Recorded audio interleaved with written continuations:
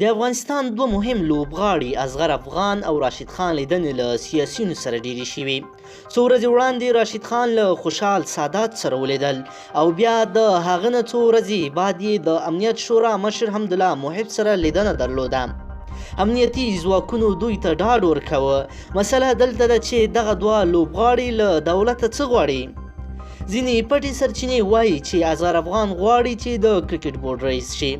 اصغر افغان رئیس جمهور سره لیدنه درلوده. راځئ چې وګورو په دې لیدنه کې څه سره ویل شوي دي. درنو لیدونکو السلام علیکم، وخت مو پخیر. ولسمشر غني له اصغر افغان سره لیدلی. د افغانستان کرکټ ملي لوبډلې پخوانی لوبډلمشر او اوسنی مرستیال لوبډلمشر اصغر افغان له ولسمشر غني سره 13 ورځ لیدلې دي.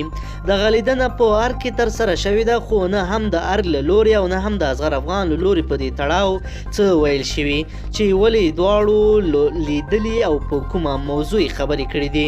خو په ټولنیزو رسنیو کې ویل کېږي چې دواړه په ځینو مهمو موضوعاتو خبرې کړې دي.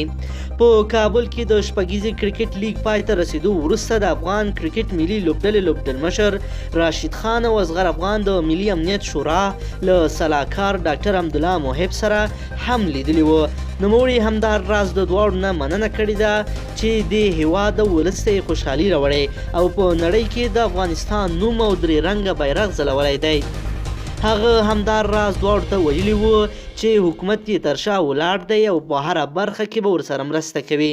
همدا راز راشد خان د شپږیزې کرکټ لیګ پر مهال د کورنیو چارو وزارت امنیتي معین جنرال خوشحال سادات سره هم لیدلی وو، خو په دغه تړاو هم کوم معلومات نه ورکړل شوي چې دواړو د کومې موضوع په تړاو لیدنه ترسره کړې ده. د یادولو ده چې په کابل کې د شپږیزې کرکټ لیګ د اکتوبر په 9 نیټه پیل شوی و چې د اکتوبر په 28 نیټه پای ته ورسېده چې د محمد نبی په مشرۍ د میساینک اتلانو لوبډلې پکې اتلولي خپله کړه.